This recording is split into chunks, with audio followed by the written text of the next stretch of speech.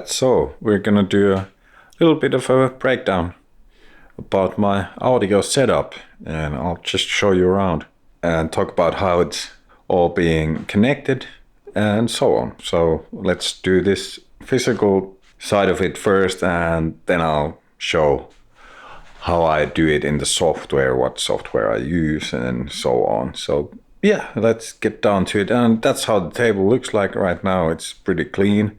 I have my Novation launch key here. There we go. This table is made by me, so I've made it to my specifications. That slides under there. Then we have the APC and MPD here, and that slides over there. Got my keyboard mouse, of course. There's my Legion over there. Under the desk, my big pedal board. It's actually, everything's not hooked up at the moment because I am gonna do a product review about this Hot Tone Ampero Mini, and that's my volume expression pedal. Do it yourself. You can see a video about that on my channel. So it works as volume and expression for this, and it can be changed with the stomp switch. And then I got my big TV monitors over there, and then another monitor over there. And right now we have Ableton open, and if we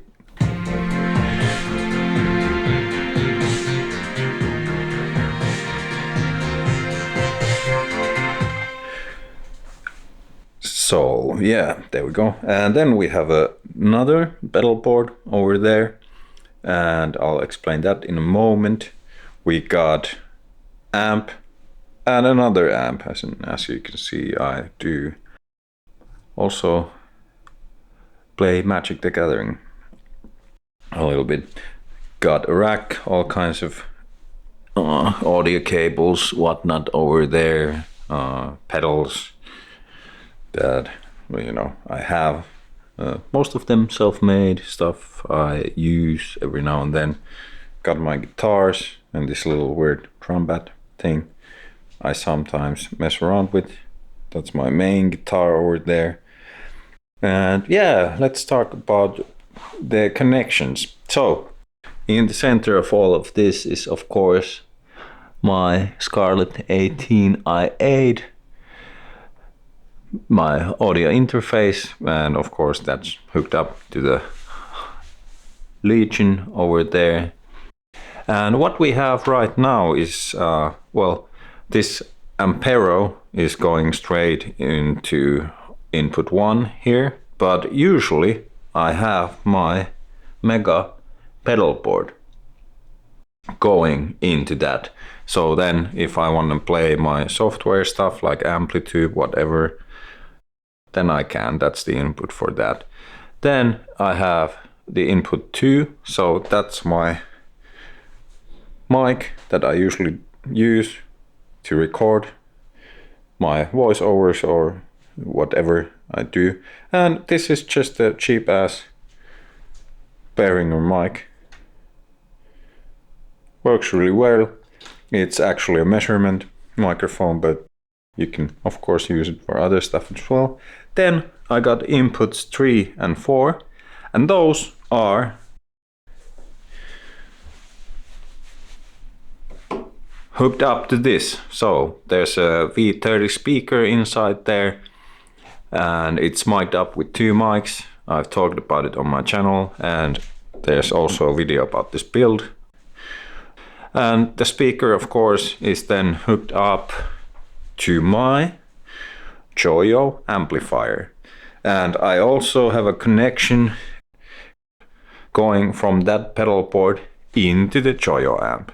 So then if I don't want to use my software, but I actually want to use a real amp instead, I'm just gonna be using those 2 mics and the Joyo and run my pedals into that, and also to the effects loop. So I got the modulation stuff that's on my board, reverb, the delay, And then I got the place for the whole tone ampero over here, so that's going to do all sorts of modulation, and that's where the volume expression goes. So that's on the FX loop of the amp, as well as the noise gate over there, and then a little master volume thing. And then this other board. So what we have here is actually well, a few things. This little box, there's an output from that pedal board going into this as well. So if I want, I can choose if I run my signal then into the Joyo amp, or if I want to run it into the PV. And then we have this little box, so the effects loop stuff, I can actually also route that if I want to, either to the Joyo or the PV, depending on which amp I want to use. And this is an AB, so what we have here is this board with all these effects. Here's a amp in a box type of thing with the speaker emulation. I made a video about this just a little while ago. And then we have another amp in the box without the speaker emulation. So if I want, I can just disengage the preamp from here and use that one instead. And it's a different sound. But what goes in here is my guitar from here, and then into the main pedal board. Or then I can take all of this, and actually what comes first is the cable here goes to the drive master, then pretty much like this in here, and then to the main pedal board. And this cable is hooked up to my electronics table, so this work table. So when I'm testing out the pedals with my test box, that's hooked up. The output of that is hooked up into that pedal board. So then I can just AB if I wanna have my input coming from the table, or if I just want it to be from where I'm sitting, usually on the computer. So yeah, that's what I got going on over there, and that's my guitar setup at the moment. I also have a little thing here under the desk. This is I got a little switch, so I also have a headphone input at the other table, so I can switch if I'm using the headphones that I have here, or if I'm using the headphones I have at the other table, the input. It's all connected to this. I have the headphone, or this little box here, hooked up into the headphones 2 connection, and then I have at the moment the headphone 1 is connected to this little portable speaker, and I can just check how shit sounds like on something like that. This was a really cheap piece of gear. I think I paid like 3 euros for that, and it works fine, nothing wrong with it. And there's 4 more inputs on the back side. You can extend this with an ADDA, so you can have more inputs to it. But I've been doing fine with these 4, so I just need my vocal mic then when I play a lot with amplitube and so on, so I usually have this in use. And then of course I always have the isolation box hooked up, and I oftentimes now actually play the real amp. And this one I have to get serviced, and after that I'm probably gonna play much more of this PV2. So that's, I think, how I've had that set up. Just one pair of monitors, nothing special there. And Ableton running on 2 screens right now. Next up, I'll just explain to you how the software is hooked up and why.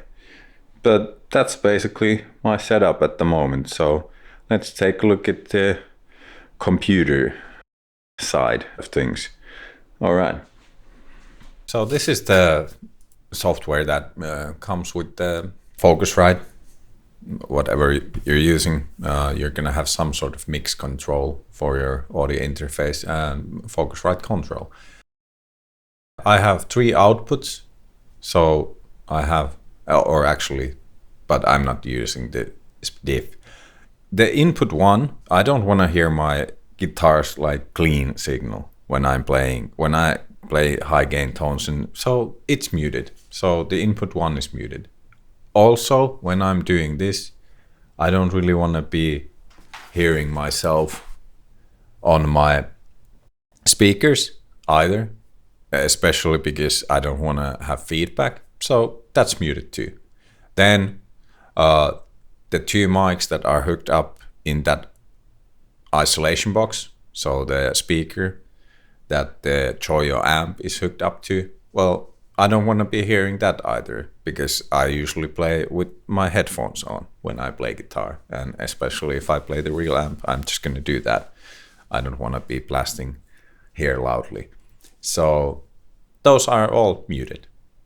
And then we got some few options here. And then my headphone too. Same thing, everything's basically, all the inputs are muted. So then all I hear is the stuff I want to hear through the software, and I really don't need these. But then I do have some special occasions. So when I'm doing captures of my amps or pedals in Tonex or whatever, I do have to change my settings a little bit, because I do have to route the audio differently.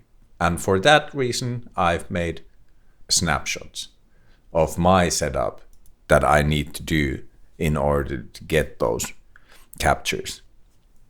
So that's a good thing with this. So you can, when you've set it up, you can just save the snapshot, and then the next time you're capturing your amp, pedals or whatever, or you just have to have different configuration, you can just load it up. You don't always have to try and remember like, oh, how was it? Just make a snapshot, save it, give it a good name, explanation, and then later on you'll be able to load that in, and it just makes your work much easier. That's how you set this up. And then I got some input settings here.